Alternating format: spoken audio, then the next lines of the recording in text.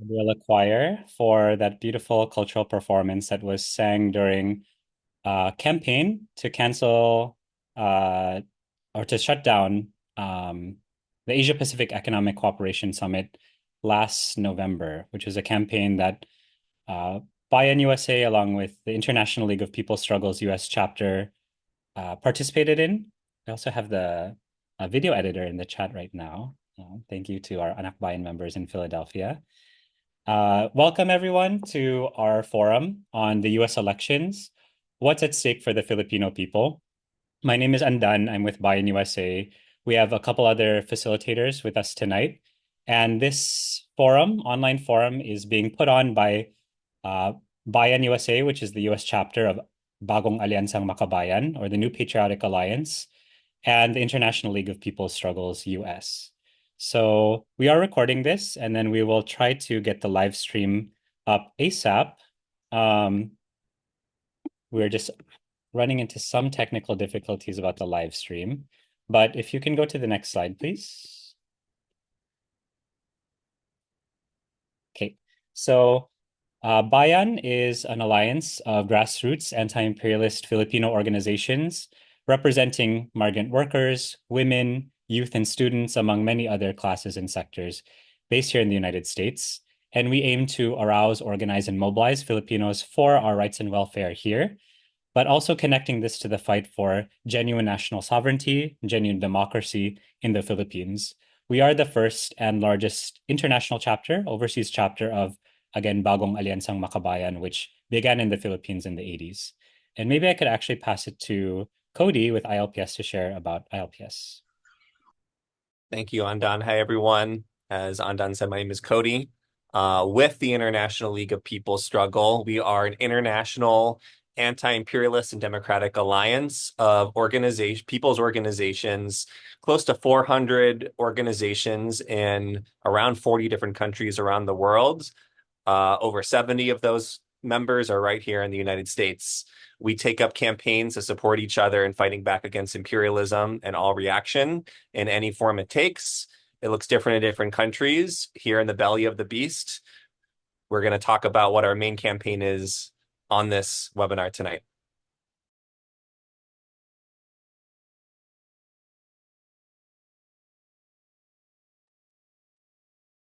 But Andan, it looks like you are muted. Thank you. Today, we're going to be going over a couple different things. We are going to be providing an analysis of what's at stake for the Filipino people with the upcoming US election, one of the most historic US elections of our time. We'll also be sharing a historical view of US and Philippine relations under both Democratic and Republican administrations so that we can get a longer view than just the previous 4 years or the next 4 years. And then lastly, we're going to lay out what Filipinos can do to advance our own movement for sovereignty, rights, and freedom, but also how we can be in solidarity with other people's movements for those very same things, knowing that this US elections will not only have impacts on the Philippines, but the peoples here in the United States and peoples around the world.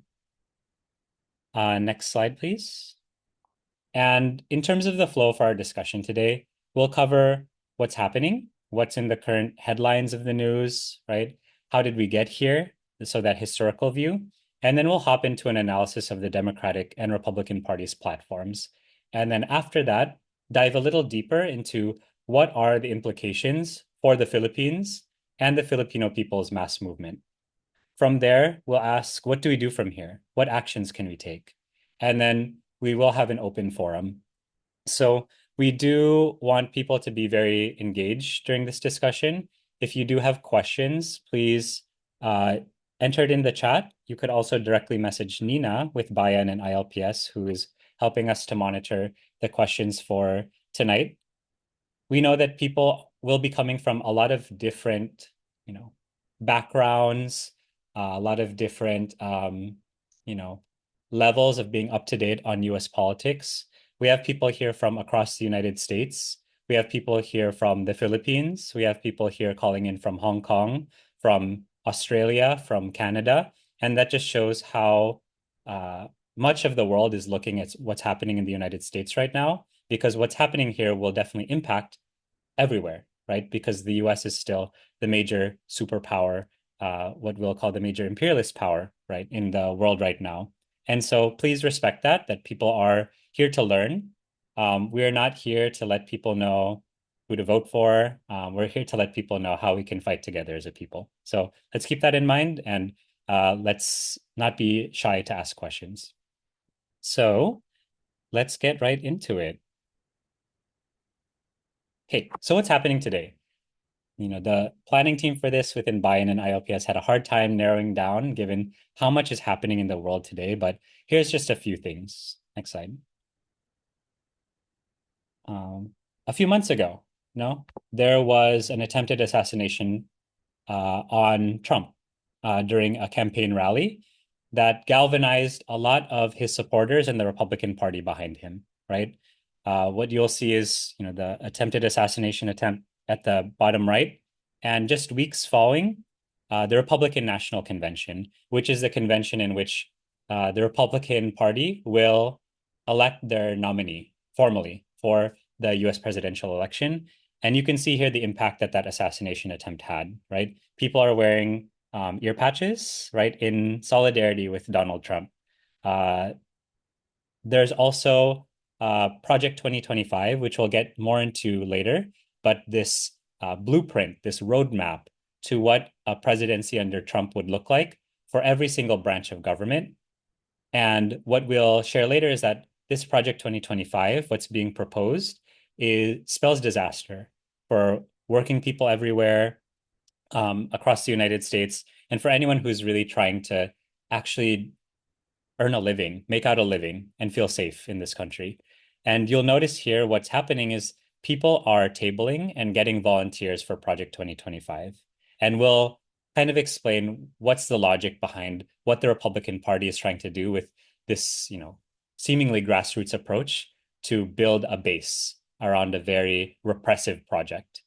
And then we also know that the Republican Party has been putting out a lot of misinformation, right? One of the highlights of this is these false claims about Haitian migrants in Ohio and really around the country that, when said on national television, have sparked large amounts of hate crimes against Haitian communities in Ohio, around the country. And so this is the kind of rhetoric that is brewing within the Republican Party right now and across the US. Next slide. At the same time, we have a very historic shift of events just in the last few months alone. Until, August, right? We had what was looking like a Biden-Trump race. And within that Biden and Trump race, you had Biden losing in many of the polls. And this became somewhat of an existential crisis for the Democratic Party, right? And there were a lot of people calling for Biden to resign, even from within the Democratic Party alone. So there's this crisis within the establishment party, and then a big question for its supporters, right? And then here you have Biden stepping down and Kamala Harris stepping up. And at the Democratic National Convention, she was officially nominated to be the Democratic Party nominee. And what we've seen in just 2 months' time is this meteoric rise of Kamala Harris, whom many people were not familiar with, and now seems to be leading in many of the polls, right? So how do we understand this, right? There's a lot of publicity around Harris's campaign, especially publicity that speaks to young people. But we'll also dive a little deeper about what's behind that facade that is trying to attract a more progressive crowd, right? What is the platform that the Democratic Party is actually standing for? Next slide. And part of that is what's pictured here, right? We are officially more than 1 year into the, just the most recent genocide of the Zionist state of Israel's attacks on the Palestinian people. There has been no let up in the last year.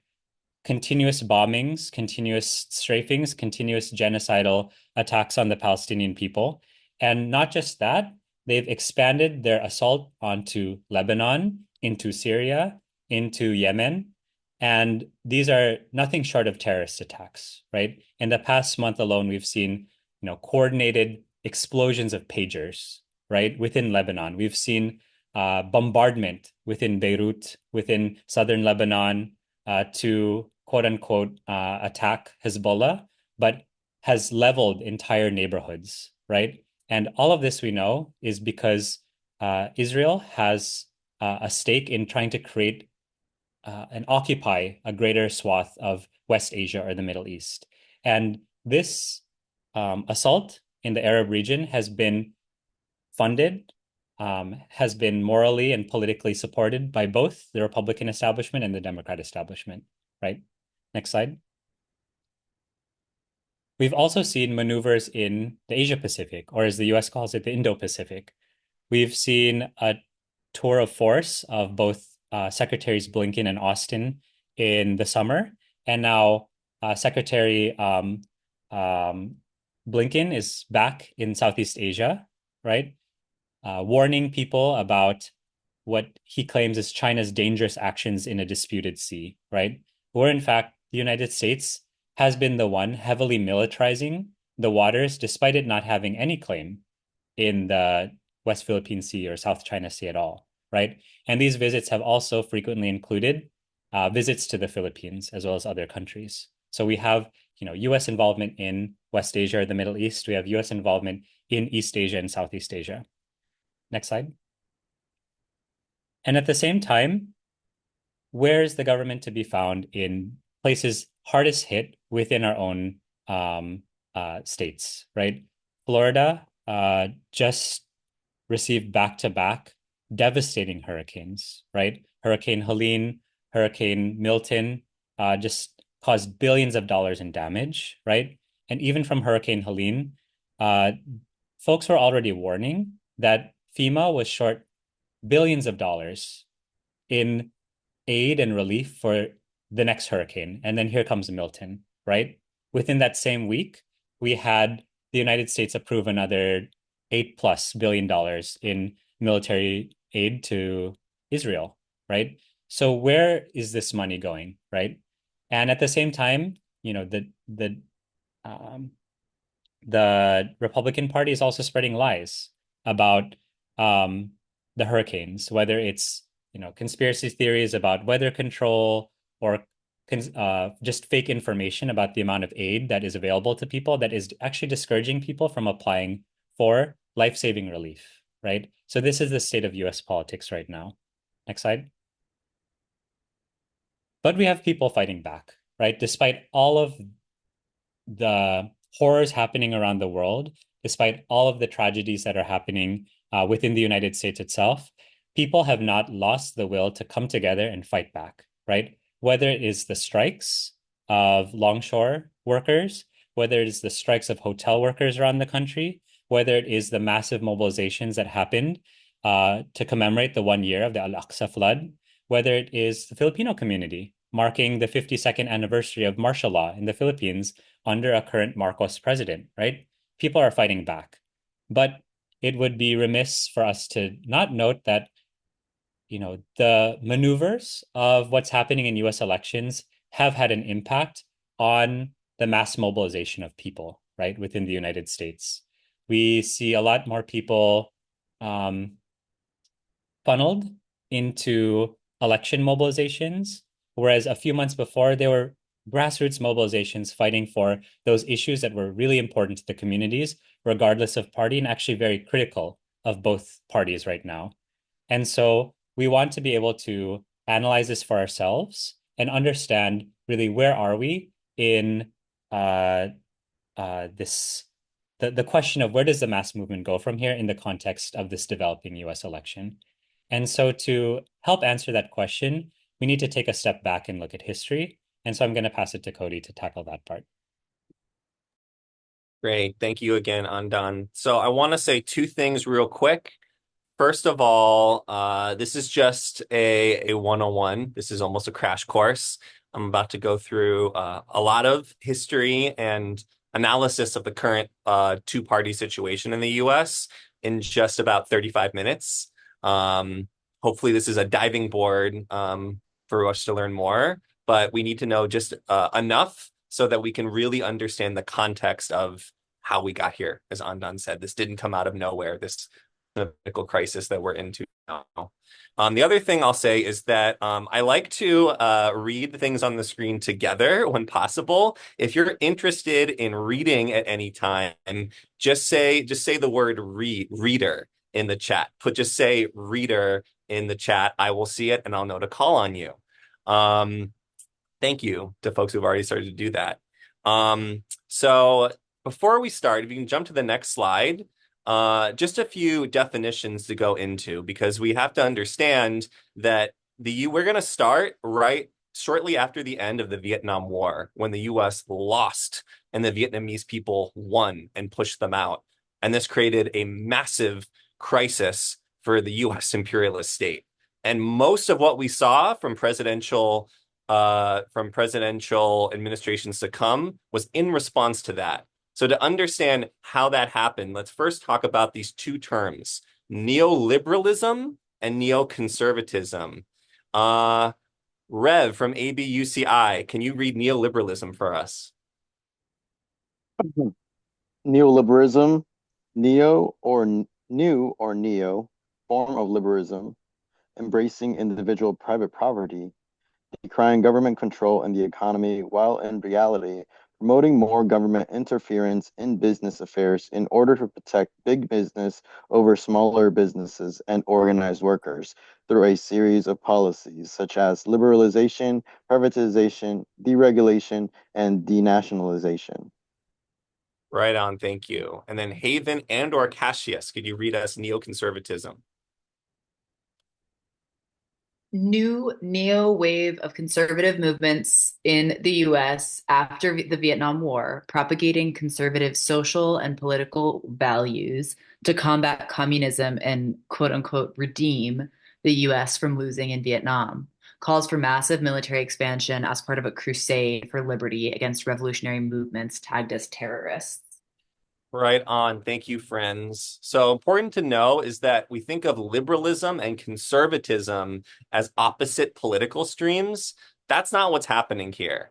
Under neoliberalism, we have a new economic framework that is completely deregulating any kind of business regulations, allowing full privatization through financial investments to really strip the rights of workers and to strip people's control over their governments. That is what is going to happen now. I think we might switch screens for a bit, so you might see this go away in a second. But while that's happening, I will say that neoconservatism, therefore, is the political movement that has to come from this. Like we said, it comes from this idea from the U.S. Ruling class that the U.S. quote lost Vietnam, and that was because of a moral failure, a lack of strength. And so we need to bring back conservative values. And along with that, that pushes almost a crusade around the world of military expansion, which has horrific effects for people all over the world that we're seeing.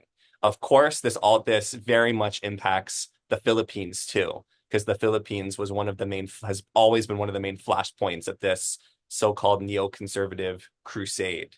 So now that we have a kind of basic understanding of these two terms, let's talk about how they first came up together. If you jump to the next slide, they came together in what was called the Washington Consensus. This is a term that Ronald Reagan invented when he first brought neoliberalism into being after the 1970s economic crisis to shore it up.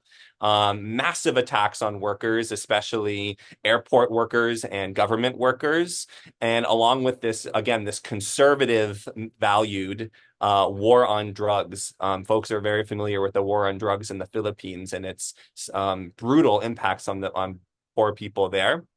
It started in the US and really started under Reagan as the Cold War military neoconservative crusade goes overseas. Please tell it as we go through these presidents. Let us know everything you feel about all of them in the chat. Let's really talk it up. So what that meant is massive military intervention all around the world, including, for example, in Guatemala, the intervention in the Guatemalan Civil War, which was a genocide against nearly 2 million Mayan indigenous people, but also welcoming back Marcos with open arms after Marcos Sr. was ousted. He was the neoconservative hero who implemented those same neoliberal reforms that Reagan was trying to bring into the US. And of course, many overseas Filipino workers in the US were impacted by the war on drugs too. We're already seeing as far back as this how Filipinos and the Philippines as a nation was impacted. If you jump to the next slide, Bush Sr., the first Bush came after Reagan, the start of the unipolar era. This is the era where the US has the #1 superpower after the fall of the Soviet Union. Massive wars abroad to kind of, quote unquote, clean up former US puppets like Noriega in Panama, Saddam Hussein in Iraq. These were US supported fascist dictators who now had to be cleaned up because they're making the US look bad, just like Reagan did with Marcos, like allowing not coming to support Marcos, but silently letting him back into the US. Massive military aid packages to the Philippines up during Bush. But it also coincided with the people's victory in the Philippines. Again, they ousted the US military bases. But if you jump to the next slide, this would change under Clinton, which would bring about a neoliberal offensive. This is another thing throughout this history is that regardless of if it was Republicans or Democrats, all of them were implementing neoliberal policies. And even the Democrats who push liberal and progressive values would still almost use those same kind of neoconservative military buildup with this so-called like morals of strength to justify it at home. Under Clinton, there was another massive economic crisis with the dot-com bubble and the Asian financial crisis. These were major things that impacted the global economy.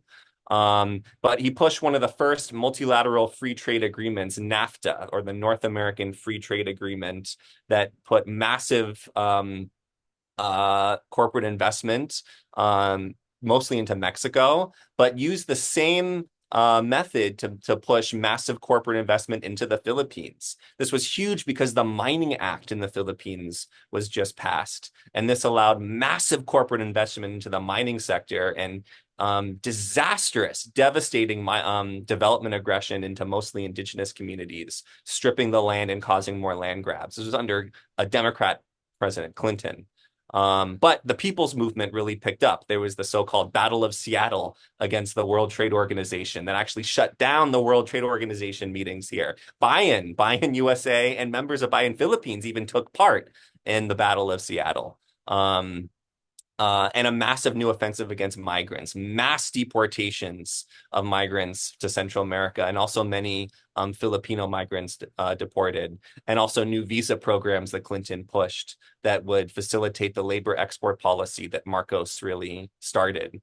So as you can see, a Democrat president. It was under a Republican US president that the US bases were pushed out. It was under the next president, a Democrat, that the Visiting Forces Agreement was passed that allowed the US to remain on Philippines bases. We jump to the next slide, we'll now get the next Bush. And this is what I would call the unipolar terror. Again, the US one superpower launching the war on terror, but it was a war of terror on so many people. And this new doctrine after the invasions of Afghanistan and Iraq of just forever wars that would be unending, even though the US forces pulled out of Afghanistan, the militarization and drone warfare still goes on there. And Mindanao was chosen as the so-called Eastern Front of the war on terror, where Bush worked with Gloria Macapagal-Arroyo at the time to launch massive waves of militarization there, using Abu Sayyaf, which was an offshoot of Al-Qaeda, which was a CIA-funded Islamist militant group, as the so-called terrorist bad guy in order to go after. Whoever they don't like, they call a bad guy. And if there's not enough bad guys, the US will always create their own bad guys as justification for these wars. The Patriot Act is pushed under Bush to cause a massive surveillance of people's movements. But there's also a huge growth in the immigrant rights movement in the US, culminating in a huge millions plus marches in the US in 2006 for immigrant rights, including with many Filipinos taking part. We jump to the next slide. We'll get Obama, the era of hope and change, as was his campaign taglines. But really, there was no hope or change for the economic crisis. It just keeps getting deeper. For one, this is when the unipolar era, where the US was the one sole superpower, could do whatever it want unchecked. It was now starting to see that there are other powers rising to start to rival it, such as Russia and China in particular. China, especially economically, too. And this led to a massive new military buildup into the Asia Pacific region, where the US is trying to counter this new rival of China in the so-called pivot to Asia. And what did this mean? It means that the Trans-Pacific Partnership, just like Clinton put NAFTA throughout North America, Obama came up with the idea of a similar NAFTA to be there in the Asia Pacific region. Again, massive new opportunities for land grabs, for corporate investment, for plunder of the land. Again, under a Democrat president. And also the EDCA, the Enhanced Defense Cooperation Agreement, which allowed U.S. forces more access to the bases that they were ousted from, or that the people pushed them out from in 1992.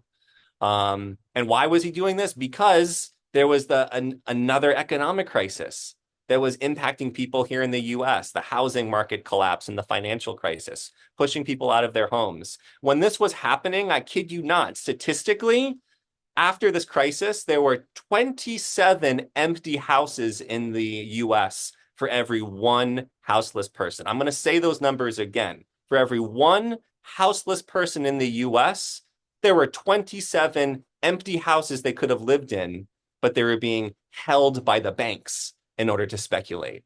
That's how savage the economic crisis got under Obama. And it's why he and his regime looked overseas to try and stem off the crisis by more militarization.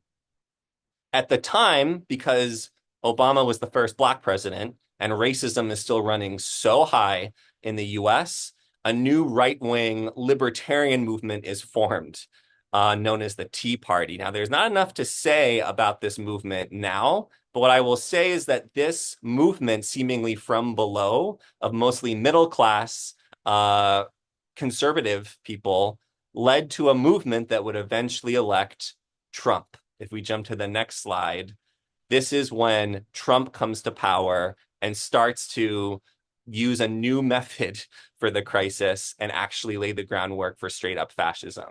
This gets into recent memory for most of us now on this webinar, regardless of how old we are. Most of us will remember Trump. Government rules and monopolies, complete neglect of the people under the COVID-19 crisis. In fact, actually making up lies and even like stopping some vaccine efforts and even creating a Pentagon-funded CIA project in the Philippines, a disinformation campaign to push people away from a China-created vaccine just so that they could monopolize the US vaccine. I mean, that is how little humanity these regimes have, is actually, doing these disinformation campaigns that are killing so many people just to remain their profits.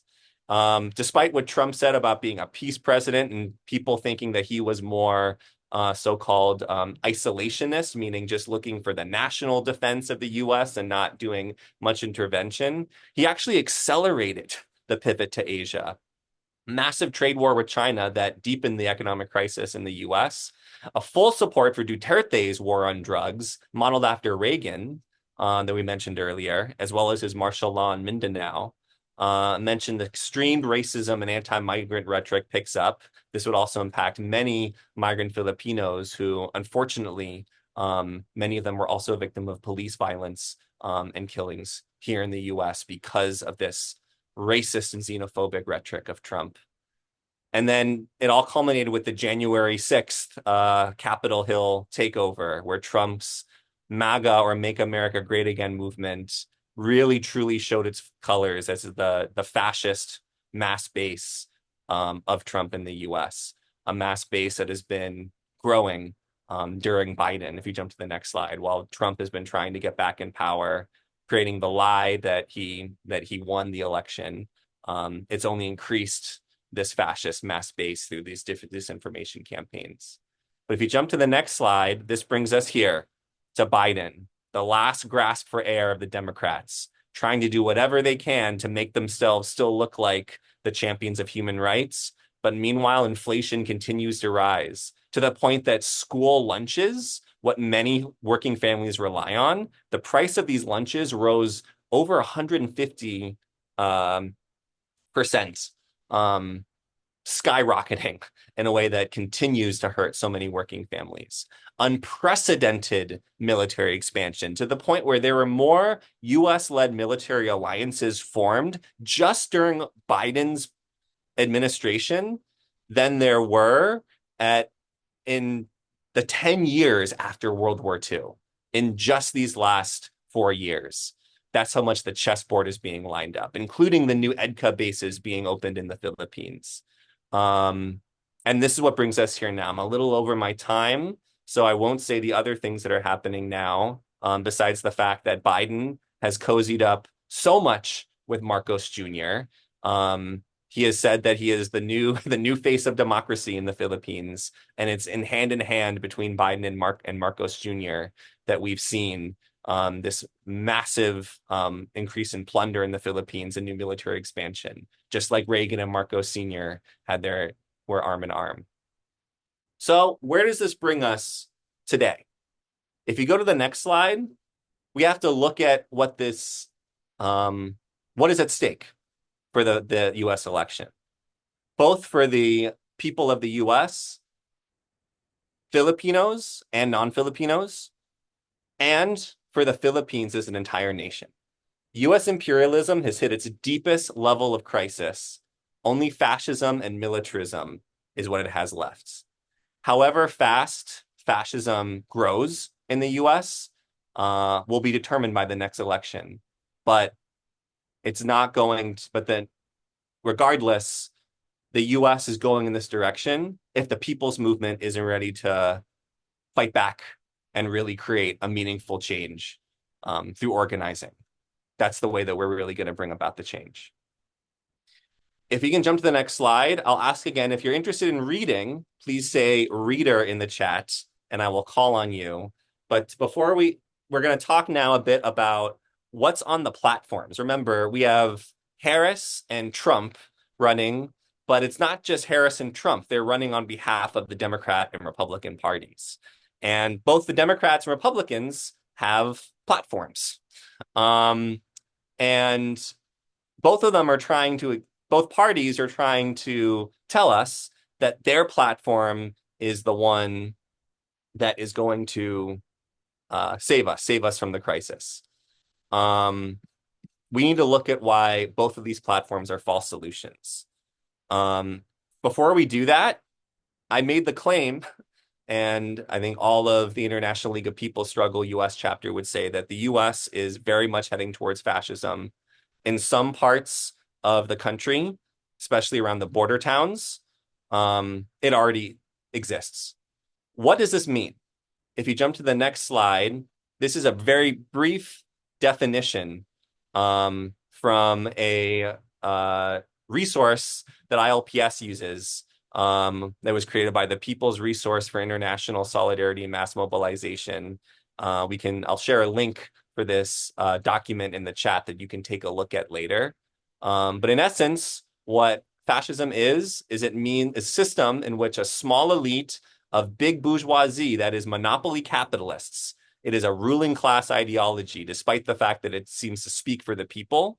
It's for a small elite of big bourgeoisie wielding state power through an extremely centralized political and economic authority that relies mainly and openly on the untrammeled use of armed or coercive force while disposing of formal democratic processes to impose its aims, central of which is to suppress and or exterminate at all costs its clearly identified enemies, namely certain other social groups that it considers as existential threats to society, on behalf of a so-called superior nation or race or some overarching mythical entity. The American dream, the United States as we know it, is that mythical entity that Trump's MAGA movement is trying to lift up as the superior nation for this new fascist mass base that Trump has developed to go all out for. But the Democrats, far from making a platform that is going to protect us from this growth of fascism, is only creating a vacuum for it to continue to grow. Before we talk about that part of from the Democrats, let's talk about it from the Republicans. Can you go 2 more slides, I think? We'll skip the next one. It's just a repeat of this one, kind of. Okay, so I saw, I believe our chairperson, Rhonda from ILPS US, just put the full article in which this analysis is from. We're going to read a bit from this article that ILPS US put out that really analyzes both the Republican and Democrat platforms after both the RNC and DNC, the national conventions that both parties just recently held, which ILPS actually joined hundreds of people marching against in Milwaukee and Chicago this summer. I saw Jill C. You said you could read, so I'll ask again. If you're down to read, just type reader into the chat. And Jill C., could you start reading us on the slide right here? Juicy. The 2024 U.S. party platforms from the ILPS U.S. article, The U.S. Presidential Election and the Fight for a People's Platform. The Republican platform. The 2024 Republican strategy hides a darker method behind the bombast and apparent political foolery on display at the RNC. Of note to this point was the acceptance speech of J.D. Vance, Trump's vice presidential pick. Vance opened his talk in a way that sounded like a critique from the political left against corporate greed, uncaring Wall Street manipulation of the economy, and skyrocketing unemployment. However, when he reached the moment to name outright the clear culprit, he laid the ultimate blame on undocumented immigrants allowed through the border by Democrat officials, stealing people's jobs and causing havoc to traditional, meaning white, American values. Thank you. And if you're down, could you read one more slide? Can we go to the next slide real quick? What Vance's speech demonstrates is a change in strategy from Trump and establishment favorite Mike Pence's 2016 and 2020 campaigns that now seeks more intentionally to draw on working class experiences of the crisis of U.S. imperialism. Vance's placement on the vice presidential ticket is itself a testament to this, as his whole political persona is based on his supposed rise from a working class community in Appalachia to economic success based on nothing but hard work. But the truth is that Vance was placed in power by millionaire venture capitalist fund money, most notably by Trump favorite and PayPal founder Peter Thiel. This fact lays bare the true Republican strategy: dress up unhinged monopoly capitalism in working class clothing to speak to the U.S. working and middle classes, whip up racist and sexist tropes to tap into the most reactionary emotional drive in just one segment of the masses, demonize the whole rest of the masses to direct anger away from the monopoly capitalists at the true root of the crisis, and finally, throw to the sidelines any substantive political program to instead put faith in one strongman leader promising to magically, quote unquote, make America great again. In a word, the Republican Party has become the ultimate organization for bringing about unbridled American fascism. Right on. Thank you so much, Jill. So what this is saying is that the Republican strategy is much different than when Trump first ran. Trump was this newcomer kicking down the door, seeming to be anti-establishment. He can say whatever he wants. Sometimes he's tweeting his new policy ideas even before his cabinet officials know about it. Very similar to Duterte. Trump found a perfect partner in Duterte. Um, uh, but he also had Mike Pence, who was the classic neoconservative vice president, who came from this more like very elite family. Trump's from an elite family too. The difference is that Mike Pence behaved like an elite. And in the end, by the end of Trump's presidency, one of the main calls that the January 6th riders were giving was hang Mike Pence, because Mike Pence wasn't quote unquote supporting Trump enough. And so at this time around, the Republicans chose J.D. Vance. He talks like a working class hero. He even critiques Wall Street, as it says right here, but then turns right around and says, but in reality, it's because the corporate elites under the Democrats let all these immigrants in and they took your jobs. And so you have to go and fight against them. That is outright fascist rhetoric. But what's in the platform is only about 20 pages, though Democrat Party platform is over 100 pages. There's not actually a lot of policy in the Republican pages. There's just a lot of open, lofty, emotionally tinged rhetoric. So what actually is the policy points of the Republican platform? It's being kept secret, but we know where it is. If we jump to the next slide, Gabe, can you read this one? The Republican platform. Many a spotlight has been put on Project 2025, or the Presidential Transition Project of the Heritage Foundation. And for good reason. This shadowy project, funded by conservative billionaires and led by former Trump administration officials, includes a 900-page step-by-step plan to dismantle the checks and balances of the federal government and put nearly dictatorial power into the executive branch. It is running a crowdsourcing recruitment campaign to find and train hundreds of potential Trump administration staff to implement every aspect of the Republican Party platform without tying the project overtly to the platform itself. And one more slide. Can you read this last one for us too?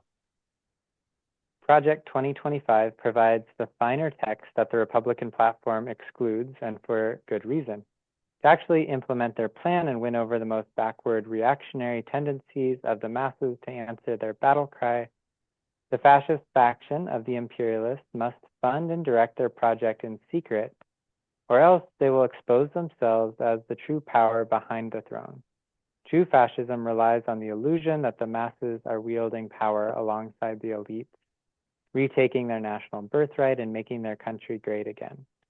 But fascism, like any variant of imperialism, is controlled and directed by the same corporate and financial elites that caused the crisis in the first place, regardless of political faction. To halt the rise of American fascism, or to defeat it if it succeeds momentarily in taking power, its direct links to monopoly capitalism and imperialism must be constantly exposed for the masses to see who their real enemy is, the imperialists, regardless of which faction they represent. Fascism may have a mass base, but it always has a ruling class character. Thank you. So I'm not going to go that much into what Project 2025 is. There's a lot of places out there you can get good understanding and analysis of it. But kind of what Andan said at the beginning, showing pictures of this crowdsourcing campaign. They're literally tabling, recruiting people for it. What is it? It's a 900-page book by the Heritage Foundation that has done this before. They came out with one during Reagan's administration, and he implemented 60% of it. They also came out with one in 2016, and Trump implemented most of it. This is how we know that it'll happen. Trump says, I don't know what Project 2025 is, but he actually implemented it back when it was Project 2016. It is a plan to dismantle the federal government, take away a lot of the checks on the president to give him almost dictatorial power. Now, remember the definition of fascism. One of them is a militarized bureaucracy and the monopoly capitalists in full control of the state apparatus. That's where Project 2025 is in there. It talks about dismantling the Department of Education, about dismantling financial regulations, dismantling any kind of regulation. Remember, this is just neoliberalism that we defined at the beginning, complete neoliberalism, complete neoconservatism, but on full force so that it's just straight up fascism. The closest thing, if Project 2025 is implemented, it'll look a lot like the government that President Marcos inherited from President Duterte. After Duterte passed Executive Order 70 and the so-called whole of nation approach to fighting the revolutionary movement in the Philippines, that just lined up every civilian position with military heads. That is what Project 2025 is, in essence. And we should take it extremely seriously. I don't want to push too much past my time, and we will talk after this about what the implications of this means for the US and the Philippines. But if many people out there, for very good reason, are looking at the Democrat Party platform and thinking this is what we have to implement in order to fight back against the rising fascism of the Republicans. Let's go to the next slide and look at the Democrat platform and see and like put this to the test. Is there another reader out there? Anyone down to read this part? Oh, wow, a lot of them. Cool. Let's go with Justin. The Democrat platform. The political crisis for the Democrats reached its pinnacle when Biden appeased to lose focus and completely fumble his words multiple times, most notably during his debate with Trump, as well as at the NATO summit shortly after. After widespread calls from sitting Democratic Congress people and donors, Biden made the historic move to step down from the 2024 presidential race, and Vice President Kamala Harris was handpicked as the Democrat successor. Yet, calls for Biden to drop out of the race and a large movement of formerly Democrat voters leading the campaign to vote uncommitted in the election is a rejection of both Trump and Biden. It's clear that the masses' discontent with the Democrats became too fearsome to party officials and donors, and the united grassroots opposition to the party that touts democracy won out. A sit-in by delegates with the aforementioned uncommitted movement proves the fact that the party of democracy is not as united as they would like to think they are. Exactly. So Harris and Biden are talking about unity of the US again, of the people against the right wing. The Democrats are not as united as they may think. If you can jump to the next slide, Justin, would you be down to read one more slide for us? Okay. What the Democrat Party platform represents, far from a genuine alternative to the rising fascism of the Republican Party, is the inevitable failure of democracy under imperialism. Like outright race fascism, limited rights under imperialism are merely means to achieve imperialist ends in times of deep crisis. When the crisis can be managed in a way that keeps the masses at basic level of economic livelihood, political rights are protected to give the people an illusion of power in society. But when the crisis of imperialism deepens to such an unlivable degree for the vast majority of working people, the condition we are seeing today, the veil of illusion lifts and the masses have no choice but to fight to demand pro-people alternatives from their leaders. When this occurs, as it has at nearly every economic depression in history, the imperialists can no longer rule under pretenses of democracy. Thank you. And one more slide. Rose, could you read this last slide here? Yeah. While the Republican Party represents the faction of the imperialist class decisive on pulling the emergency switch towards fascism, the Democratic Party represents the faction still clinging on to ruling in the old way. While part of this is clearly because a small number of party members fill the ranks who stand with the people and believe that genuine change can be made through the existing system, the rest of the party appeals to more democratic and uniting values, merely to counter their rivals in the bid for power. But one critical look at the Democratic Party's 2024 platform reveals yet another round of false solutions, playing the same corporate and financial ruling class game. Democrats lead the USA chants just as proudly as the Republicans, while the world continues to suffocate under the boots of the largest war machine the world has ever seen. Thank you. Next slide. I'm right at the end of my time, so I will summarize this end part here, and we'll have, right after this, we're going to go into really what does this mean? And we'll also have time to talk during the Q&A. But in essence, the Democrat platform they have a lot of things in there about human rights and progressive values. The Democrats have a lot in there about supporting reproductive health care, about supporting LGBTQIA rights. They had temporary student loan payment deferrals. Under Obama, there was DACA, the deferred action for childhood arrivals for children migrants that was actually fought for even before Obama during Bush. So the Democrats have pushed some policies that do seem to speak for human rights, but then they turn right around and do the same kind of neoliberal policies that the Republicans are doing to support big business, because that's all it is. It is another party to fight for big business. And the history that I did before this of all the different from Clinton and Obama to Biden, we saw how every single one of them did the same big business policies that the Republicans did. So we cannot be fooled by them trying to placate us, because that's what it is. It is placating the people to not do what we actually have to do to change the system, which is mass organizing, exposing the system for what it is, and opposing it with a genuine people's platform, which can be in a program for actual change, which is different from what both Republican and Democratic platforms have. And if the Democrats keep trying to placate the people away from that, it's only going to widen the vacuum for the new right and the MAGA movement to come to full force, and for Trump and Vance to lay the groundwork for full-on American fascism. So that's the general analysis that I have from ILPS on these platforms. I think I'm going to pass it back to Andan now to talk about the implications of what this actually means. I'll pass it to you. Great.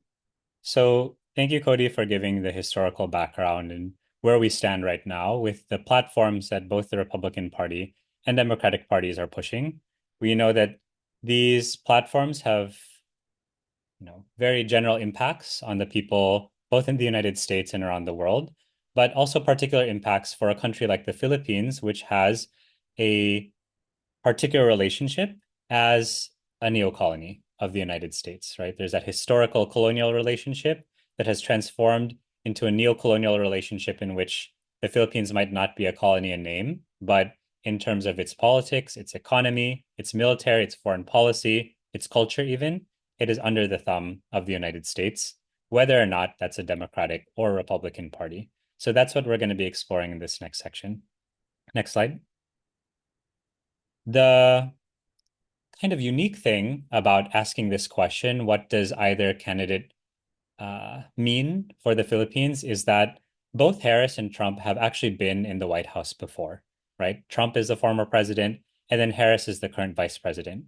So in addition to the platforms that Cody just explained, their time in office is already an indicator of what to expect, right? So let's move on to Trump and the Republican Party. Next slide. One of the key things that we need to unmask about the Trump presidency and his candidacy is there are sometimes and some people who view Trump as a more isolationist president, right? Cody mentioned this before. You have Trump doing things like threatening NATO with not sending as much aid because he wants the NATO partner allies to pay up, or to put up a lot of different protectionary measures. But if we really look at what the Trump administration's defense strategy was under his presidency, we can see that it was anything but an isolationist strategy, right? If we look at that, let's say 2018, for example, it's really stressed the importance of what's called great power competition, right? The United States views other countries, particularly China, particularly Russia, as these great power competitors, and it will do things economically, militarily, to fight those countries, right? And so within the defense strategy itself, which is the one that has the highlights in yellow, right? We can see that the Trump administration back in 2018 viewed that its competitive military advantage was eroding, right? And that interstate strategic competition, not terrorism, although we should say that the United States has continued to fund and back quote unquote anti-terror operations, even through even if it was saying that great power competition or interstate competition was its mode of operation. And it specifically calls out China as a strategic competitor and also calls out the militarization of the South China Sea or the West Philippine Sea, right? Next slide. We also can see this in the proposed economic policies, right? Trump has put high tariffs on Chinese goods when he was president, and in his candidacy right now, in his running platform, he has stated that he would even propose something as high as a 60% tariff on goods from China, right? And that's on top of the existing tariffs already. So what you have with a Trump presidency is not only escalation of military conflict within the region, but also the escalation of trade war, right?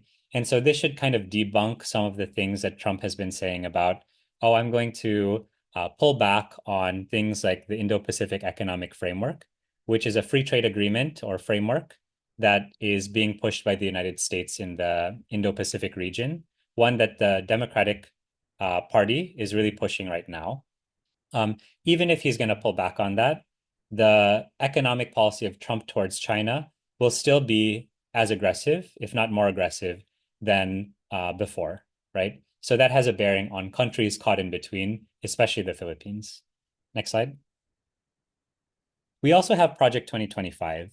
Cody didn't get too much into the text, but just so that we all can have the benefit, I guess, of reading what's in this 900-page document, there are very explicit things here that talk about how a Trump presidency would have a goal of defeating the American left, right? Whether at home or abroad, right?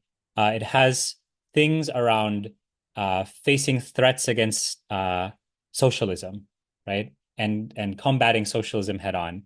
It has points here again about great power competition and putting the United States in a war-fighting focus, right?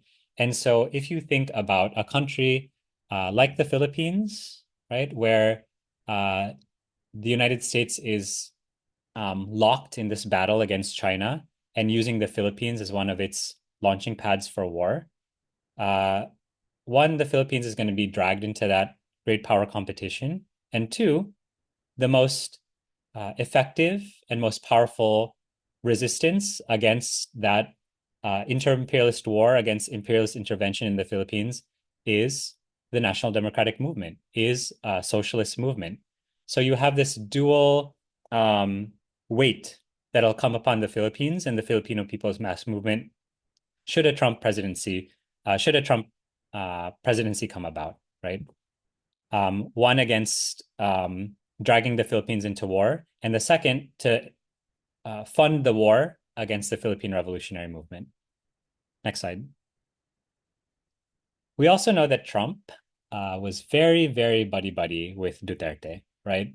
Trump went out of his way to call Duterte and said, you're doing I hate to say it and speak it out loud, but he said he was doing a great job with the drug war, right?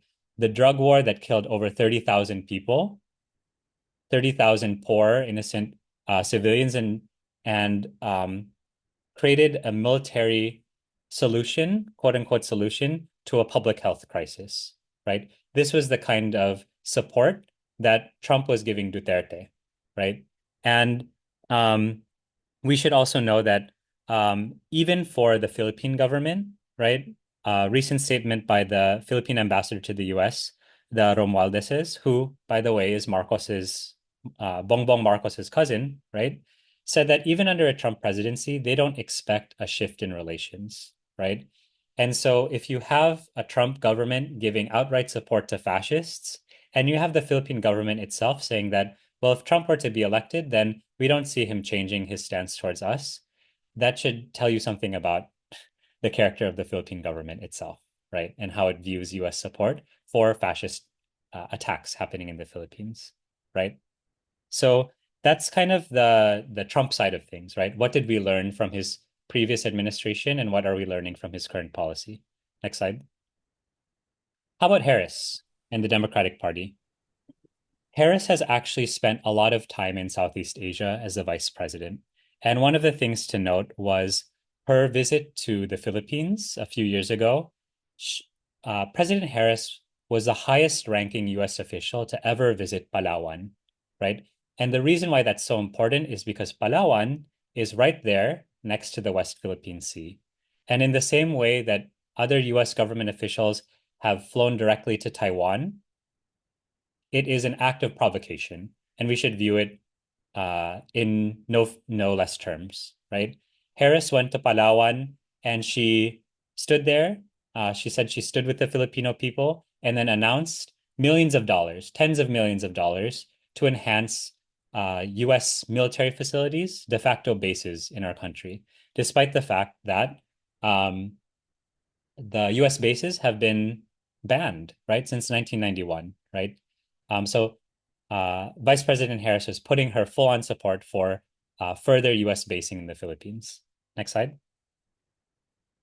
On top of that, President Harris herself, or Vice President Harris herself, has met with President Marcos 5 different times, right? Within 4 years, that's more than one time a year, right? Kind of unusual that the vice president has established such a close relationship with the Philippine president, right? And in the most recent sideline meetings of this economic forum called the Asia Pacific Economic Cooperation Summit that was held in San Francisco last November, she reiterated her support for pushing free trade agreements and frameworks in the Indo-Pacific, which includes the Philippines, such as the Indo-Pacific Economic Framework, which would open up the country to even further dumping of US goods, further liberalization of trade that has all but harmed Filipino workers and Filipino land and resources. And she also offered her support for what's called a 123 nuclear agreement, which would introduce nuclear energy coming from the United States corporations into the Philippines, despite there being no adequate testing and despite there not being even any sources of uranium, right? The source for nuclear energy at all, right? So even further imports, right? And I would just want to highlight how much of a frenzy the United States and Philippines relationship has been quote unquote developing under this Biden-Harris administration. Next slide. There are a series of what's called 2+2 dialogues. These are dialogues between top-ranking officials between the US and Philippine cabinets, the secretaries of state or foreign affairs, and the secretaries of defense. And these have been happening every year recently. And in just the most recent one in July, which was held in Manila, I was trying to screenshot all the different agreements just from their press release alone. This is maybe like a fourth of them on the screen right now. What you have here is allocation of $500 million in military aid. You have the signing of a security sector assistance roadmap, which basically says that any military aid that goes to the Philippines, the United States can dictate where that goes or have an influence in where that money is actually spent. You have additional funding for these de facto bases within the Philippines. You have bolstered maritime cooperation with other countries that have signed agreements that allow foreign troops to enter and do military exercises on Philippine soil, such as Japan, right? You have, again, the nuclear agreements. You have other agreements that are opening up entire sections of provinces in the Philippines for economic and military use of the United States. And then you have, of course, rhetoric around defending the Philippines against China, where in fact, the number one country militarizing the Philippines right now is the United States by virtue of its basing, its troops, its encirclement of all of Southeast Asia with its warships. No, next slide. And so if we analyze the Trump and Harris platforms and what they mean for the Philippines, really, as experience has shown, not just in this past 4 years, but across history, right? The history that Cody shared, they're two sides of the same coin, right? They may look different, but they're two sides of the same coin. Next slide. It is important, though, to note that there, of course, will be particularities in what to expect if either Trump or Harris wins, right? And so, of course, with Trump, Cody described Project 2025 as the roadmap to American fascism, right? We should expect much more repressive tactics. We should expect much more anti-immigrant hate, anti-Asian hate, right? That would come about, especially from a fascist, quote unquote, mass base of people. Filipinos have not been spared from anti-Asian hate, anti-immigrant hate. There are many cases of anti-Asian brutality happening within our community, right? So we should be on the lookout for that, right? It should be part of our mass movement building. How do we actually respond to a more outright fascist presidency?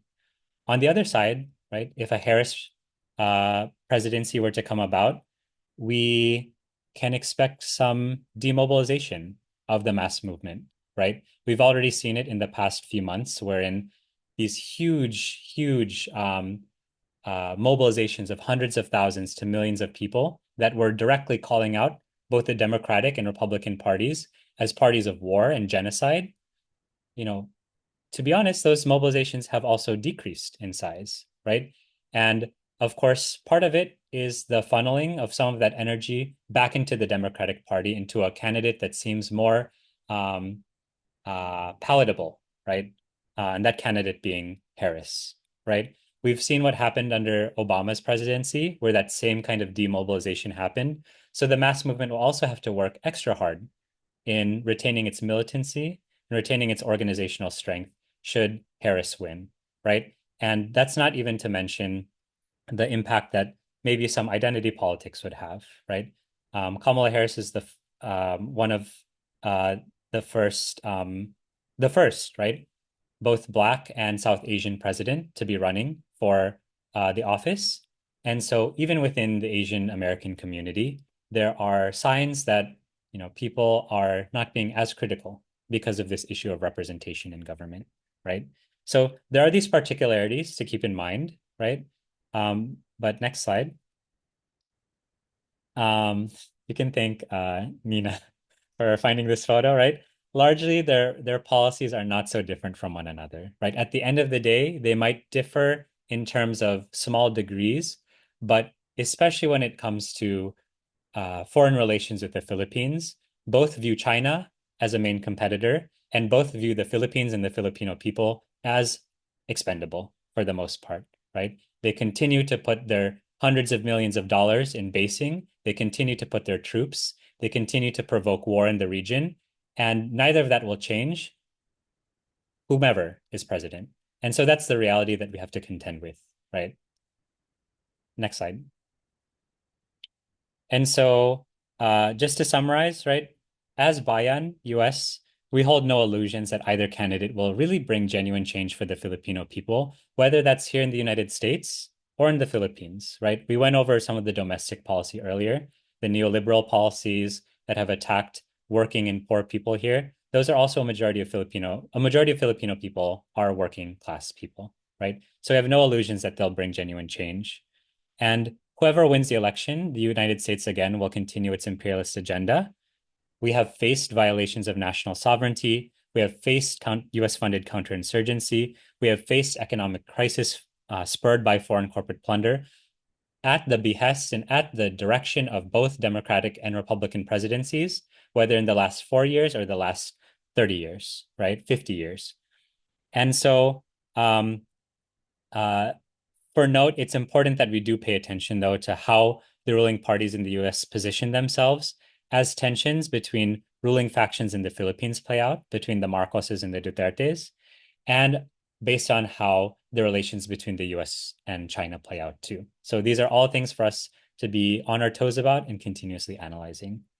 But my time is up, so I'm going to pass it off to the next speaker, which is Pixie from Gabriela and BAYAN, USA.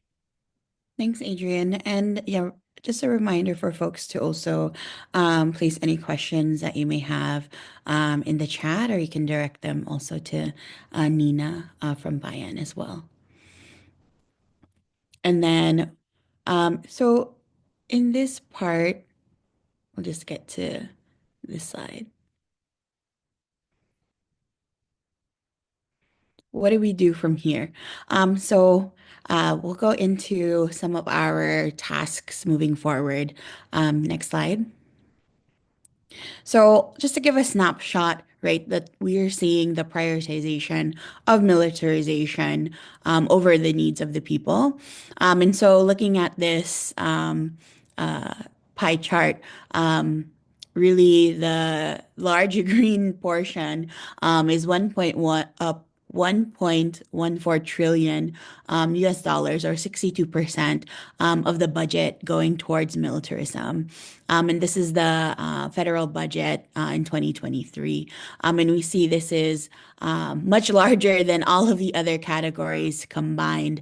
And so in terms of the military spending, that continues to be prioritized over community needs across the US, including the Filipino communities. And so really feeling the impacts of state neglect, of the rising fascism and repression, continued criminalization of migrants, and the cuts to the social services and public benefits.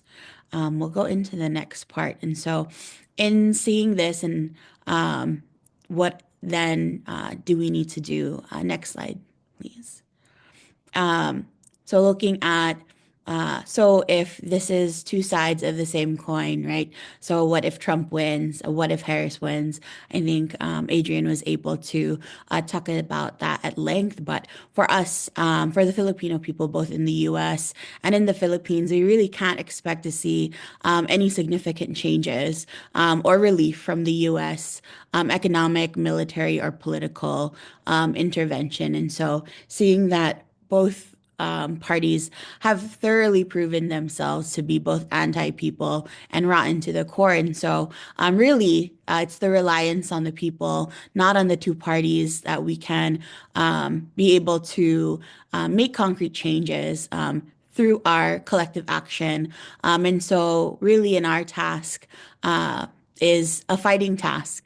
What are the ways that we must take collective action? Next slide, please.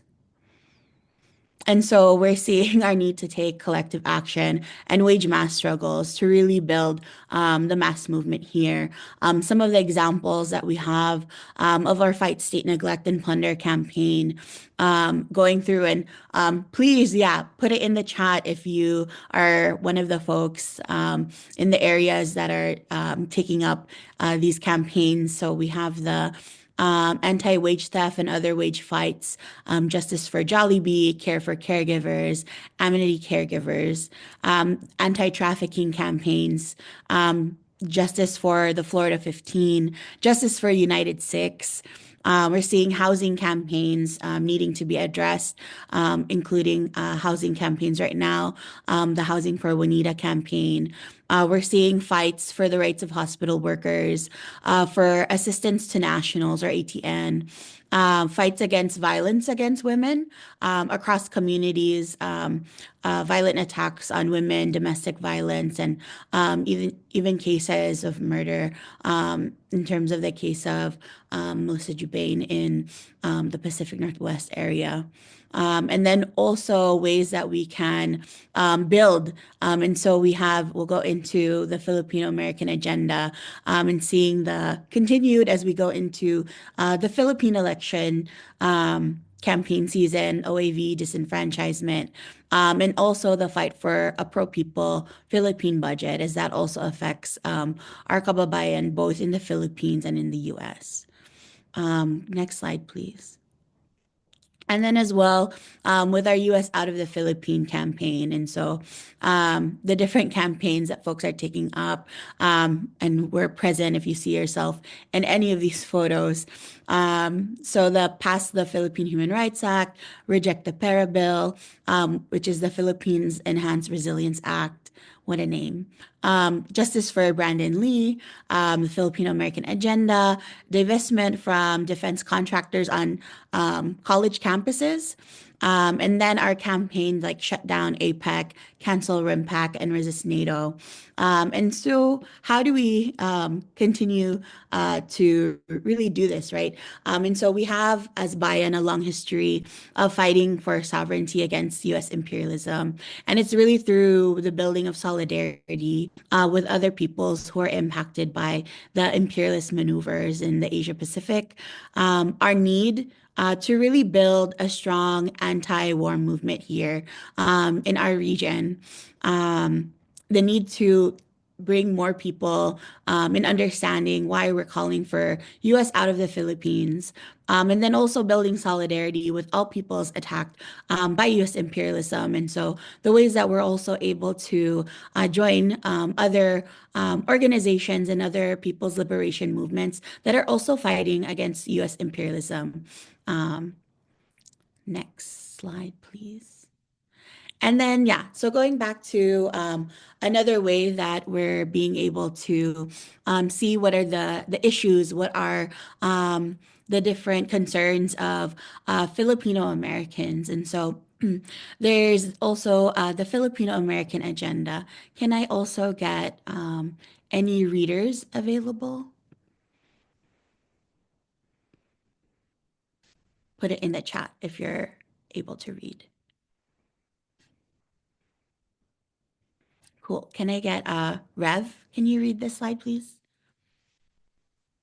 The Filipino American Agenda, 2024 Filipino American Agenda, is an initiative to garner broad support on issues impacting our kababayans, including but not limited to workers' rights, immigration, the housing crisis, and health and wellness. Migrante USA is a co-convener. The 2024 Filipino American Agenda seeks to build upon our rich history of organizing and collective action by once again bringing together Filipino Americans and migrants alike to amplify the concerns and demands of the Filipino community and fight for a common cause, to foster unity and empowerment as contributors to positive change, and to hold public officials responsible for meeting the needs of the Filipino community, even after the electoral period. Thanks, Rev. Let's go to the next slide. And so different town halls have been able to be held across the United States to be able to present the PhilAm agenda or the FAA and get more input on these issues and concerns for Filipinos in the United States. And some places have even conducted surveys to hear back about what the top issues for Filipino Americans are. And so if we go to the next slide, we'll see that some of the top issues from the surveys that have been taken across the US have been gainful employment and higher wages, concerns on inflation and rising costs, affordable housing, anti-Asian violence and racism, access to public health benefits, and even mental health services. And so we see that amongst all of these issues and concerns, right, none of these are none of these are wants or ways that we want to prioritize militarism or defense spending, right? All of these concerns are how do we actually serve the community? How do we actually address the needs of the Filipino people here in the U.S.? And so another ways that we want to, be able to address ways that we can continue during this electoral period. Can we go to the next slide, please? is really taking up the alternative. And for us, looking at what is the alternative, being the ILPS 2024 People's Platform. And so, what is the People's Platform, right? It's this platform represents the people's aspirations for a better world. To achieve the aspirations, we know we can't just ask for them. We actually have to fight for them. And so, through the People's Platform, we want to unite with people rising up in struggle and building a mass movement to address the following issues. And so, the platform has 10 points. The first five: economy, civil and political rights, health, safety, and housing. And then, can we go to the next slide?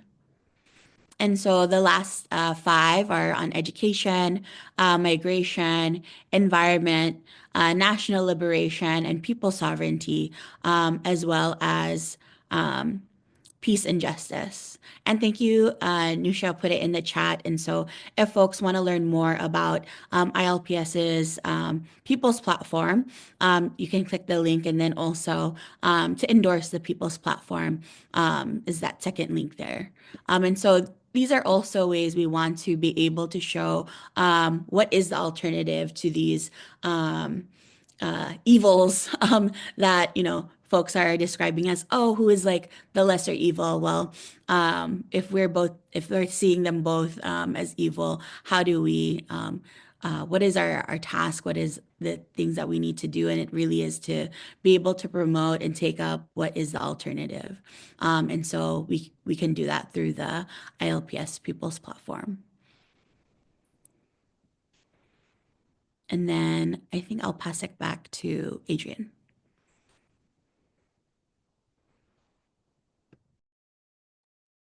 Great. So we're now in our, that's the end of the content for what we'll be presenting, but we wanted to engage in discussion with you all because there's a lot that we talked about, a lot of questions in the chat, and a lot for us to learn from each other. So I'll pass it to Nina, who will be facilitating this open forum.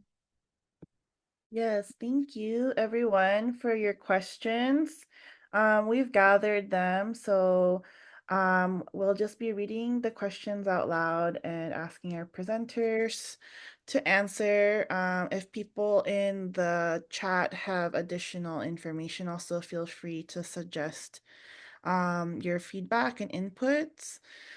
So first question, given that both party candidates will be pushing for continued subjugation of the Philippines, who would be the better person to at least superficially portray as ally against Chinese expansion into the South China Sea EEZ, exclusive economic zone? I can answer that question. Thank you for that. So the question being, we have Chinese territorial aggression in Philippine waters. Who could portray themselves as a better ally to the Philippines? I think the answer should be neither of them, right? Because the last thing that we need in resolving the territorial dispute between the Philippines and China is more US intervention into the country, which has only proved to provoke China even further and to drag the Filipino people closer into war. So I don't think the question should be around which US president could we make seem as more of an ally, because for BAYAN, our task should actually be to expose either party, Democrat or Republican, as ones that are provoking war in the region, right? And this has been a historic role of the United States in the region. We know that the Philippine government right now is trying to strengthen and get closer with the United States so that it can have a protector in the region, right? In fact, today, this past week, the Philippine ambassador to the United States, Romualdez, was in San Francisco at an exposition of warplanes, like a warplane show, and was actively advocating for support for the United States to come to the Philippines in times of war, right? And our members in BAYAN in Northern California held an action to expose this warmongering, because the last thing that we need is more missile systems of the United States positioned in Ilocos. The last thing we need is more maritime drills that are actively provoking Chinese Coast Guard ships. None of those things actually make us any safer, right? And if Philippine history shows us anything, it's when the Filipino people are able to fight for our own sovereignty and rely on our own people's strength that we've actually been able to defend our territorial integrity against Spain, against Japan, against the United States, right? And so let's do it again. Yes. And just to add on as well, the two-party system in the US makes it really very difficult for, any alternative party to be elected president. Like these two parties really dominate the political field in all levels of government. Um, and these are, the face of US empire. So if we are to, align with any politicians in terms of a united front, it's really more in like in Congress or something along issue-based lines. So for example, like the Philippine Human Rights Act, when we had someone champion, Susan Wild champion that introduction of the bill. So just wanted to add that as well. Anyone else want to try to answer this, or we can go to the next question? Okay. So the next question is, if not Trump and Harris, what is our call to voters?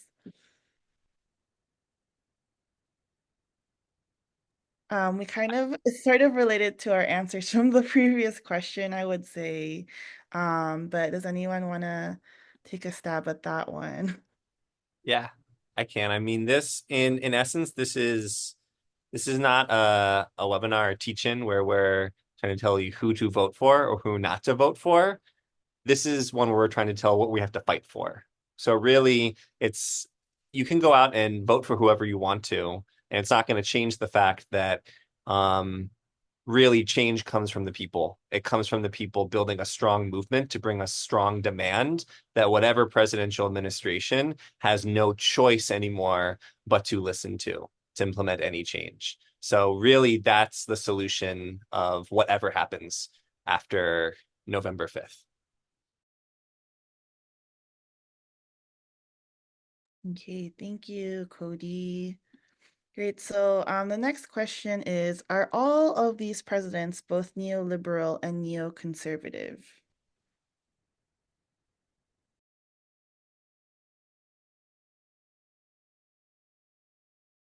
You want to take that one, Cody? Sure. I think in practice, yes. Remember that neoliberalism is an economic policy, neoconservatism is a political policy, and they both go hand in hand.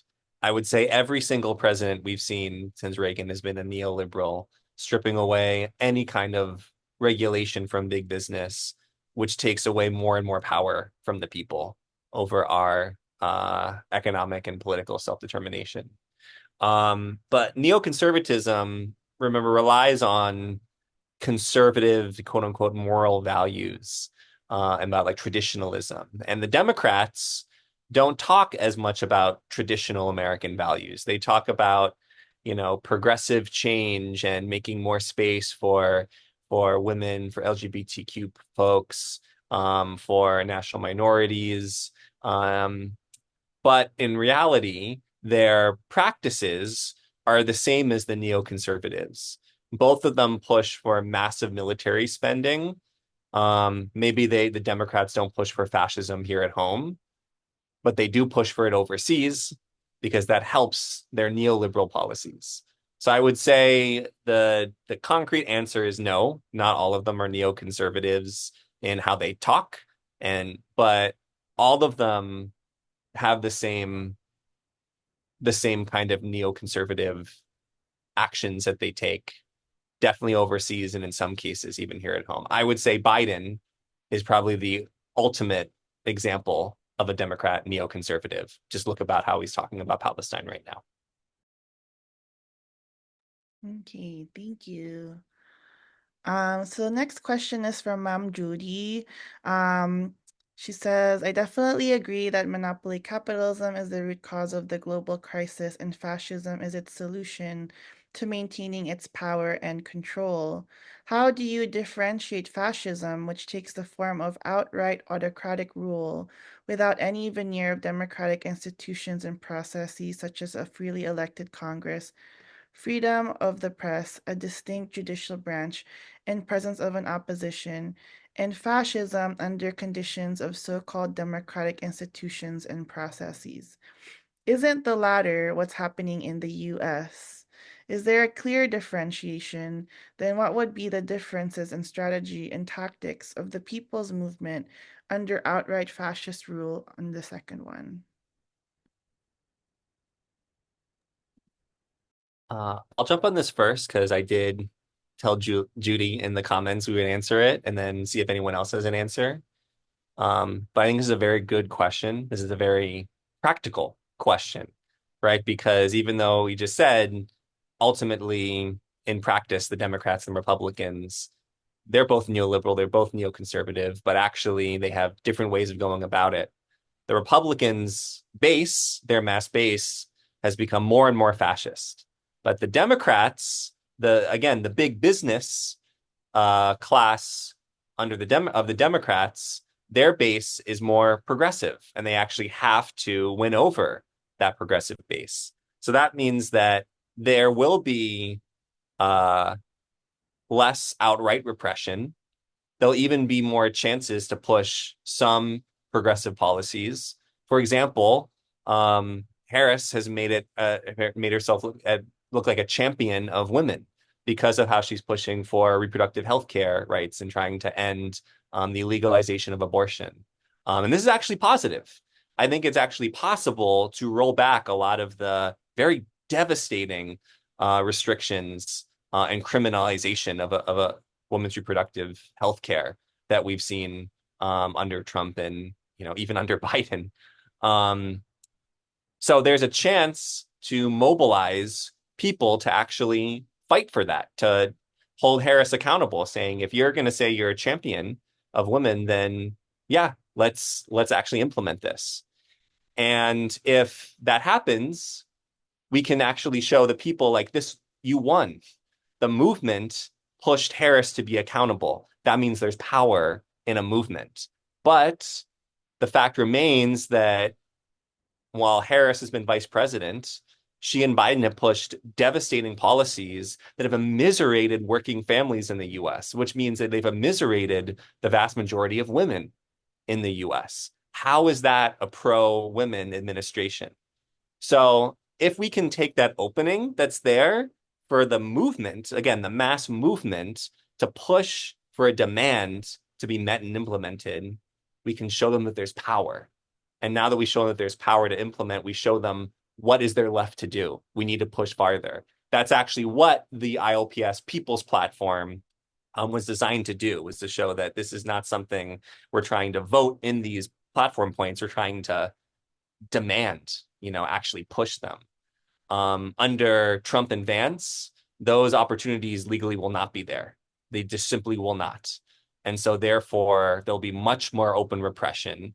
It'll be harder to organize, but it might also be easier to organize because more and more people will see that those openings that were there under the Democrats are not going to be there anymore. So it's a trade-off, I would say. But I definitely think that as mass organizers, we do have to understand that difference practically that is there for organizing, knowing that our task is still the same. Expose and oppose the big business class that is US imperialism behind both parties. Yeah, I just wanted to add, I think this was, touched upon during the, oh, and also, sorry, can we just get the slides too? This was touched upon in the implications section, but under every Democratic administration, the anti-war movement in the US has severely weakened. It's just true in terms of the numbers of the mobilizations. So in terms of tactics and strategy, there is definitely a lot more exposing and opposing to do under democratic administrations, just like from the, experiences of organizing in the US under previous administrations. It just is a trend that we've faced, and I think we can anticipate that under a Harris administration. In that sense, it is, you know, pretty insidious what the Democrats do in terms of calling mass movements. Um, and so, yeah, I mean, I think more people are aware, though, of the weaknesses and the outright lies and hypocrisy of the Democratic administration under Biden and Harris. But the strength of the liberal propaganda machine is very much there. We saw it in the numbers in the Palestine mobilizations. And how much, those numbers dropped under Harris's, being the nominee, Democratic nominee, versus when Biden still was. So I just wanted to add that, right? And I think that continues to be, like, it has been a trend and will continue to be from what we anticipate under this upcoming new administration. Did anyone else want to add anything? Yeah, I'll add a little bit. So I think part of the question of Ma'am Judy's question was the differentiation between, let's say, a really open dictatorial rule, right? And something that still has the veneer of democracy, right? Is there a difference? I would say definitely yes, right? And, you know, to this question, I think uh, us in the United States actually have a lot to learn from the mass movement in the Philippines on this question, right? Where you have the history of the very open dictatorial Marcos Sr. dictatorship, right, under martial law. And then you have administration under his son, Marcos Jr., which, after all of the vulgarity and outright fascist attacks of the Duterte administration, for some, Marcos Jr. might seem like a breath of fresh air. The democracy is quote unquote back in the country, but we know that the fascism is still very much present, right? So how do you deal with the tactics of mass movement building under an open dictatorial rule and uh, every other fascist Philippine president who might not have announced open dictatorial rule, right? I think there's a lot that we can learn from the movement in the Philippines of how, people really had to also organize underground, right? And to make sure that they're building solid strength in the movement too, right? What we have in the United States right now definitely is not at the level of open dictatorial rule, right? But something for us to watch out for, and what Cody mentioned earlier, is that this Project 2025, this so-called roadmap to American fascism, it has all the steps laid out there to consolidate power into the executive branch, right? Whether it happens in the 4 years that Trump is president, if he were to be elected, right? Or in the future, there are those steps and designs that people are actively thinking about of how to consolidate power into the executive branch and dismantle some of the other checks and balances that give the semblance of democracy in this country, in the United States. And so while we might not be facing open authoritarian rule right now, it should be a question that everyone, every progressive, every person in the left takes seriously in this country and how to organize, because we can't afford to be taken off guard if and when that happens. And again, learning from movements like those in the Philippines will be crucial for us in that time. Okay, great. Thank you. So the next question is it correct to deduce that a Trump administration would provide a more favorable condition for exposing and opposing the roots of the neoliberal crisis in the US and the militarism and warmongering of the US state. Whereas a Harris administration may provide a liberal cover and blunt opposition. I mean, I think we touched on this a little bit under the previous question, but do folks want to add any more? I just add that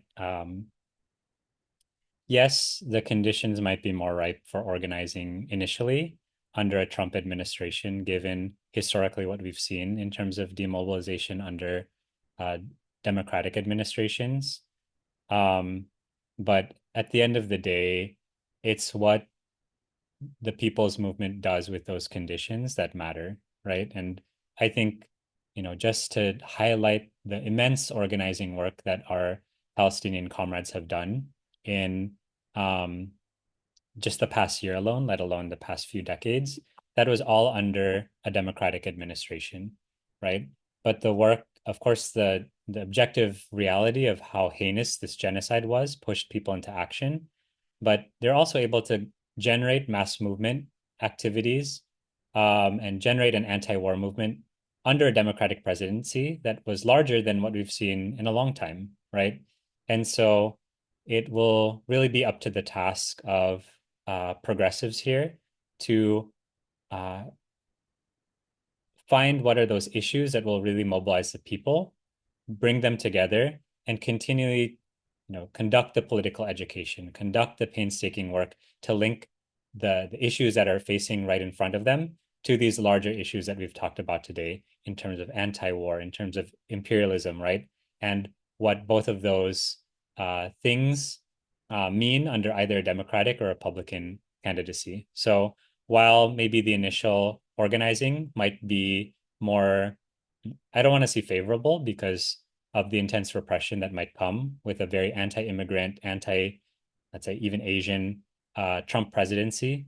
The contradictions may be sharper there, but we shouldn't take that for granted, right? There's a lot of work that we have to do to sharpen those contradictions even more and push at it. And there are ways that we can still sharpen those contradictions under a Democratic presidency, as the last year has shown. Yeah, and just to add a little bit, I think in terms of a mass movement building in the US, we have, as BAYAN, seen different ideological tendencies within the left that makes it really difficult to unite. And so something that we really need to promote as different mass organizations under either administration is the need to build people's organizations, because there are different lines of thinking that are very against building organization, and really a strong tendency to rely on individualist solutions. And that's really just the reality of living inside the imperial core.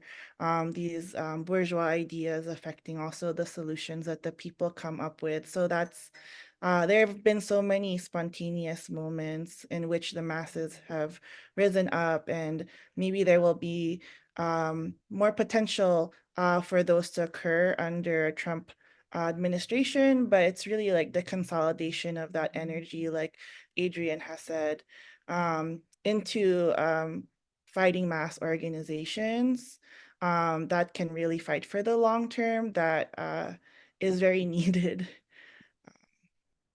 So let's see, we have more questions. How much do you think the US informs how the Philippines has voted on UN votes on Israel historically? I mean, the best way to answer that is the actual vote to create the state of Israel was a tie, and the tiebreaker was the recently quote unquote independent Philippines that was pretty much pushed to vote that way because of its new semi-colonial status with the US. So I think that in itself, from the exact moment that the state of Israel was actually created, shows just how much the Philippines is used that way. And as well as in the many like military trainings and even like weapons transfers between the two countries. But I think what this shows is an even bigger issue. Two main things come to mind for me. One, it shows that the US, the fact that the Philippines follows the US in doing this means that the Philippines is not expressing sovereignty. By voting in line in that way with the US, it is actually giving up its sovereignty to push for the US-led military strategy.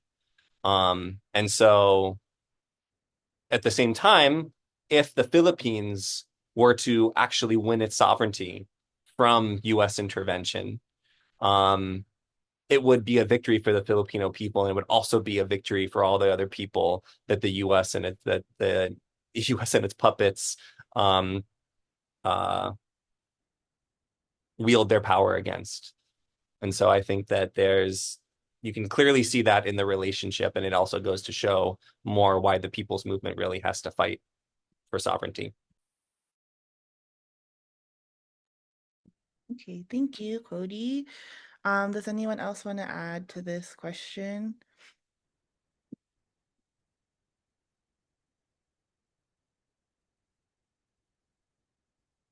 Oh, and yes, just wanted to highlight a comment in the chat, which I think is important to say also, especially for like an audience that's not in the US. Another tendency is that under Republican administrations, the Democratic Party involves itself in protest and resistance from the ground, anti-war, immigrant rights, etc., which gives it additional resources and platforms. It also opens people's movements up to co-optation. We've definitely seen this. Okay, if there's not additional comments on the question about the Philippines, the US informing how the Philippines votes in the UN, the next one is, what should the focus of smaller COCs or chapter organizing committees be where there are lower densities of Filipinos and only a few active organizers? Can answer that question. First off, power to you all in those places where there are lower concentrations of Filipinos. I think this is from an BAYAN chapter now in a smaller part in the US. It's not easy to do what you're doing, and thank you for keeping at it, right? I'd say that the study of your community is very important, right? And your analysis of where they are, what issues they're facing, and what are the things that could really bring people together initially, right? It might not be the most political thing in the world, but it's about being there with the people and understanding what their immediate needs, desires, aspirations are, and then walking them through that, right? The work of arousing, organizing, and mobilizing the Filipino people, especially in places where there aren't so many, is painstaking work, and it's not quick, right? It takes a lot of planning. And so maybe on the side, we should do some kind of consultation with you all so that we can help with your plan, let's say for 6 months or a year. Because even if it's a small community, 100% there will be issues that community is facing that we can organize around. And it's about how do we identify those and creatively think of ways to bring people together and realize that they have collective agency to change it, right? So let's work on finding those things together, right? And I'm sure there's also a whole bunch of solidarity work that can be done where you are too, especially if there aren't such a large concentration of Filipinos. And those things feed off each other, right? The strength of the solidarity work can also show more Filipinos that you exist, and your work with the Filipino community can also attract more support for the cause. So let's come up with a plan together.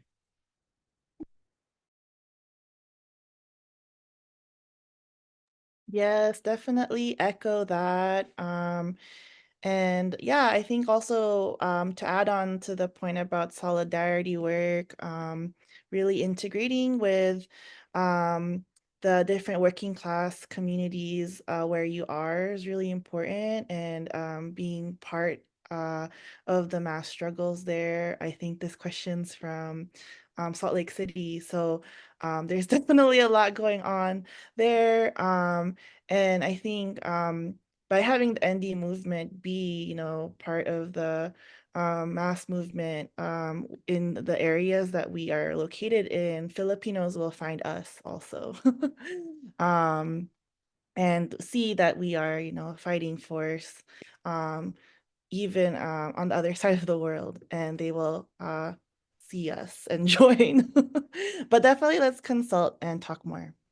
So the next question is, what does an effective underground movement look like in this age of AI? I'm assuming artificial intelligence, not anti-imperialism, and facial recognition.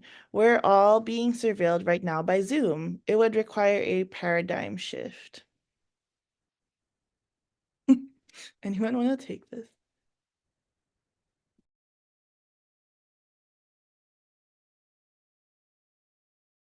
None of us want to answer being recorded live on Zoom. But I mean, it comes with reading the times. I mean, I think Andan said it well. We have in the US, we have so much to learn from the mass movement in the Philippines that has had to learn to read the times, to read when like the darker times are coming and the major crackdowns and built up of massive repression is on the way. Organizing has to happen now.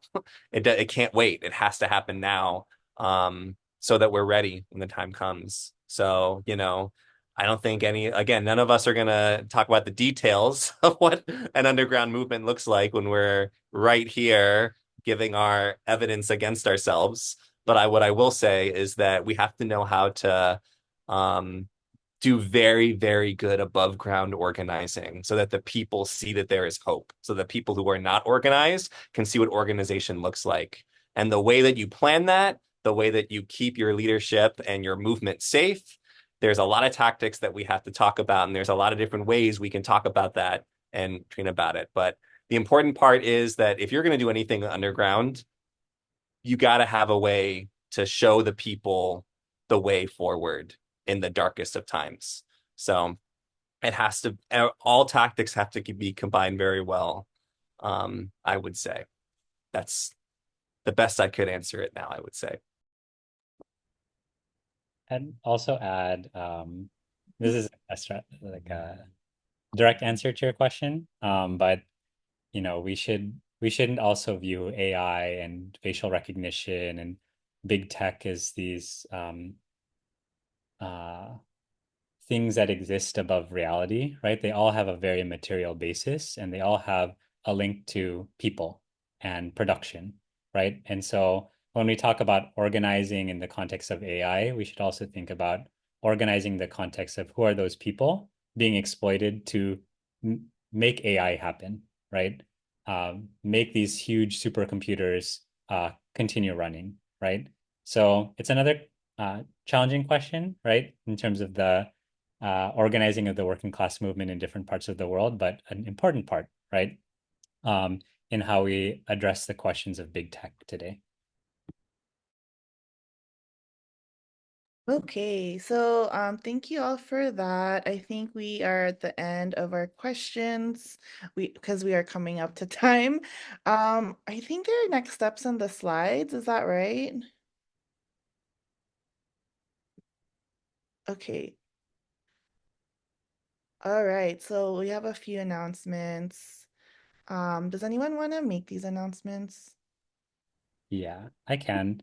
And I just want to note on the chat, there's actually a very important point here that I think Nina mentioned earlier, but Carol also said there may be opportunities for alliance work with some in the Democratic Party who have influence over the middle and backward sections of the American people. Yes. Take everything we said today in terms of how do we really study well and tacticize well, given the fact that we know the generals about the Democratic Party and the Republican Party. Again, there might be some allies within or some people who we have unities with for human rights for trade unionists, right? Or human rights for unities on human rights for environmental defenders, right? This is all, the electoral arena is a vast field that we can also maneuver around, right? And as we expose, we also find ways to build those unities, participate in the ways that aren't compromising to our principles, and then fight for pro-people reforms, right? And I think that leads quite well into this next announcements, but the Filipino American Agenda is one such initiative to really highlight what are the issues, again, that matter most to our community here in the US in lead up to the US elections. There are a couple of different town halls coming up, one regarding health in the health sector, and a national forum. There will also be some around ethnic media and the youth that will announce soon, but these are great ways to understand what are the issues that our community cares about and that we can organize around, and what are the ways that we can make sure that these issues are made election issues and that we can hold people accountable or fight for specific reforms related to these demands, right? Next slide. We also have the People's Platform that Pixie and Cody and others have mentioned before. These are also in the same vein, a people's agenda that we should use to transform into campaigns to fight for pro-people reform as we continue building grassroots people's power. So you can check out ilps.us/the People's Platform with hyphens. Then next slide. There's also going to be mobilizations happening after the US elections. The International League of People's Struggle US has called for a national week of action from November 6th to 10th to fight against war, repression, and genocide, and to build the people's movement. So if you are holding an action in your city, or if you know of people doing it, you can register your action so that we can see just how broad the people's movement is, fighting for people's rights even after the election, no matter which candidate wins. Next slide. And finally, BAYAN USA has a campaign calling for US out of the Philippines, to remove US troops, to remove US basing. We know that the Filipino people did this in 1991. We know that we fought off the United States decades prior to, and we actually just passed the anniversary of the rejection of US bases last September 16th. So it is possible to fight for our sovereignty with our own people's strength without relying on foreign powers to do it for us. So if you would like to support our campaign here stateside, sign on at tinyurl.com/usout-sign-on. And we work very closely with our mother chapter in the Philippines, of course, for this, who are on the front lines of fighting against US militarism back home. So with that, that is the last slide. Thank you again so much for all of your questions, your active participation. If you would like to follow us on our websites or Instagrams or find some more links, it's here on the screen. We'll be sending an email to all those who registered with the slides and other further information. And this is being live streamed and recorded from BAYAN USA's Facebook page. So you can find it there. We'll also upload it to our YouTube. But with that, thank you again, everyone. Let's continue fighting, organizing, and let's build the people's movement. Good night. Good night. Good night. Thank you. Salamat. Bye-bye. See you out there in the streets.